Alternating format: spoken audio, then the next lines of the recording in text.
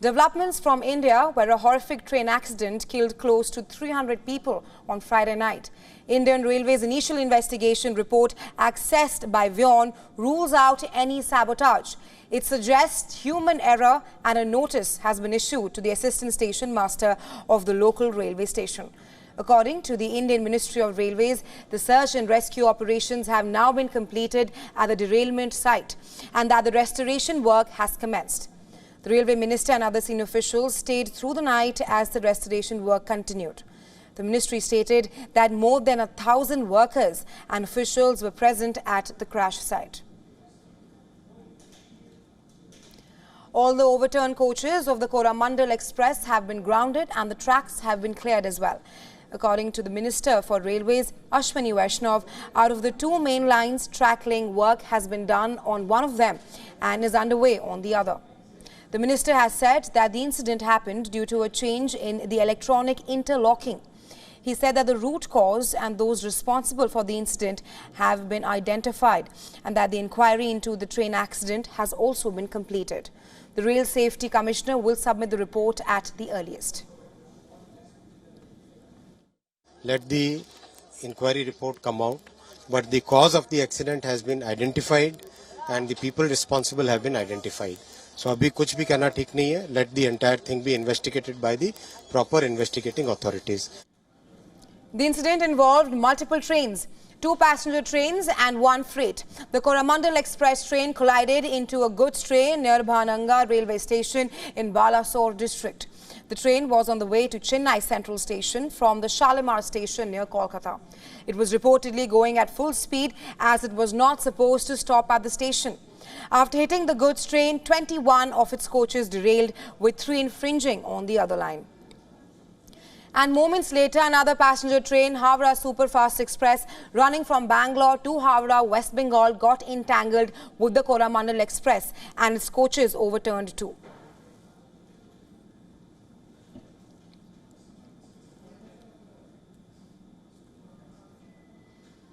And a correspondent, Pooja Mehta, who is in Ground Zero, has sent us this report. She's been reporting live from the accident site for the last 36 hours. Take a look.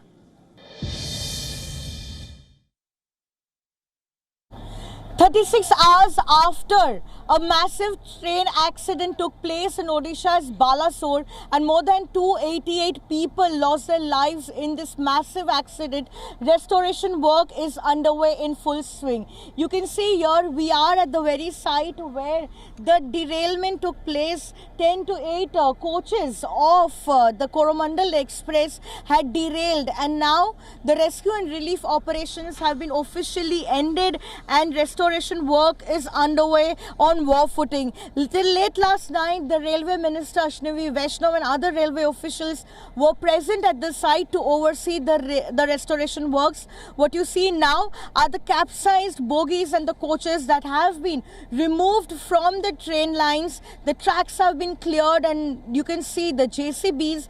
They are clearing the debris from the tracks. What you see here is also the inspection van here, who are currently repairing the overhead lines, and they're trying to ensure at least restore and resume services on one line, which is the up line. You can see here there are officials who have been deployed from the railway authorities, and 7 porcelain machines along with other railway cranes have been deployed here.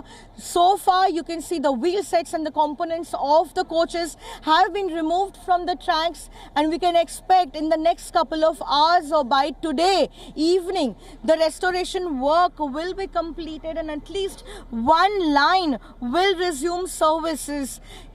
You can see here the very site. Yesterday we saw that locals were continuously trying to obstruct the rescue relief operations who were overcrowding here, but today the administration has beefed up security. They're not allowing any locals to come here where restoration work is on, because the inspection of the track lines and the repair work on the overhead lines is on, and it is extremely serious and it requires no other intervention except for the railway authorities who are trying to resume services here after the train derailment accident. In Odisha's Balasore, this is Pooja Mehta with camera person Debashish Bottabal for WION World is One.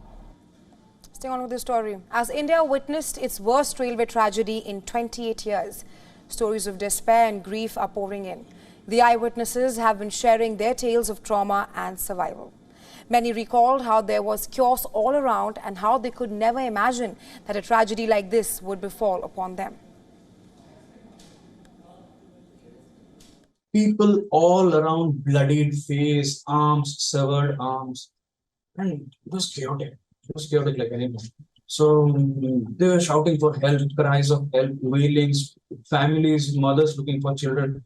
So these three particular bogies probably housed 300 odd people in there, because these are general bogies, and they were crying for help, so we could do as much as we could. First, we have only seen train incidents on TV and media channels before. I never imagined that we would witness such an incident here in our own town and that we would help in rescue efforts. Amidst the mayhem, people were separated from their loved ones and struggled to find them. Many had to confront with the unfortunate loss of their loved ones. I couldn't find my two brothers. I don't have the identity card of my younger brother. I don't know whether they are rescued or not. As we kept rolling, my daughter got stuck there, and my daughter got buried under the bulky iron right in front of my eyes. I managed to stand in a corner, but I was hit in the head by some iron rod or something. I thought about how to get my daughter out from underneath the iron, but didn't know how to move such heavy iron. My daughter kept crying and died right in front of my eyes. While the pain of the victim is something no one else could feel, many across the nation prayed for the victims and the recovery for the injured. Be it students, children and the elders, everyone mourned as a mark of respect to the victims. While hundreds of locals also rushed to volunteer for the rescue operations and even queued up for hours outside the blood donation camps. Amid the tragedy, it's these instances of human empathy that become the silver lining.